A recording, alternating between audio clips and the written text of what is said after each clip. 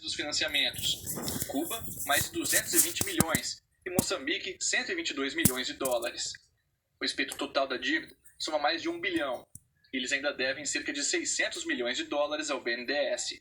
Alguém vai pagar a conta, né? Se o projeto não for bom, se você está fazendo só por uma questão política, depois você vai ter garantias ruins, se esse projeto não vai ser pago, esse custo vai ser feito pela população brasileira. Então, fazer esses projetos por uma aproximação ao interesse político, eu acho que a gente já passou dessa fase no passado recente, nos últimos 20 anos, de ver como isso não funciona, como isso não deu certo. Em nota, o banco informou que não existe demanda ou previsão de financiar projetos de infraestrutura no exterior, que qualquer alteração nessa política passará necessariamente por um entendimento com o Tribunal de Contas da União. João, isso pode se tornar um novo vespeiro? Se não for bem feito, sim. Né? Porque todo mundo cita o caso de Mariel, que é lastimável, o metrô de Caracas, que é lastimável, o aeroporto de Nacala. Mas tem N outros projetos que o BNDES financiou, o governo do Estado brasileiro financiou fora do Brasil, que deram certo. Alguns até nós somos beneficiários. Por exemplo, a Itaipu, que fez uma binacional, é uma coisa fundamental para a energia, para a América Latina, e que o Brasil financiou.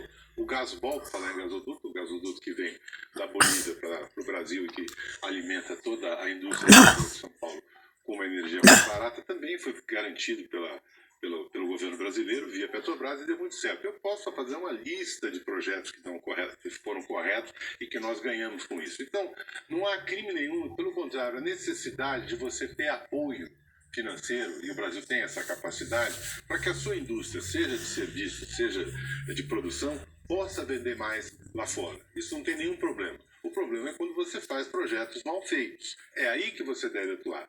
Se eu emprestei para alguém e as garantias não foram qualificados e, portanto, estou tendo prejuízo, há alguém que responder por isso. Mas eu não posso matar a prática sob pena de não exportar mais, de não fazer divisas para o Brasil. E eu finalizo com um exemplo. A Embraer é a Embraer porque o BNDES financia a venda de aviões da Embraer. Se ele não fizer isso, a Embraer, por mais tecnologia que tenha, não seria essa empresa que tanto nos orgulha e tanto traz divisas para o Estado brasileiro. Mas, João, vale a pena investir num gás mais poluente? Não, o gás em si não é a questão. A questão que tem que se discutir aí é a metodologia, o fracking, né? E você fala de exploração do gás, que é um gás que vem de uma base de xisto. Isso é um problema que os argentinos vão ter que verificar. Depois que o gás está colocado, eu tenho que utilizá-lo de alguma maneira. Né? Algum grau de poluição na utilização de gás você vai ter sempre. Né? E outra questão.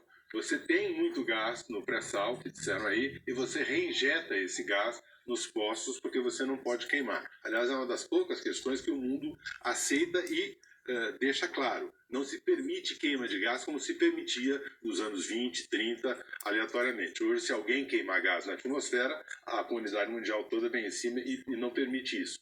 A questão é, você ainda não tem uma tecnologia acabada e garantida que você possa trazer em regime industrial esse gás do pré-sal para a costa brasileira e fornecer aos que precisam de energia movida a gás. Então, você tem que trabalhar com todas as possibilidades. O gás da Argentina é uma, vamos utilizá-lo.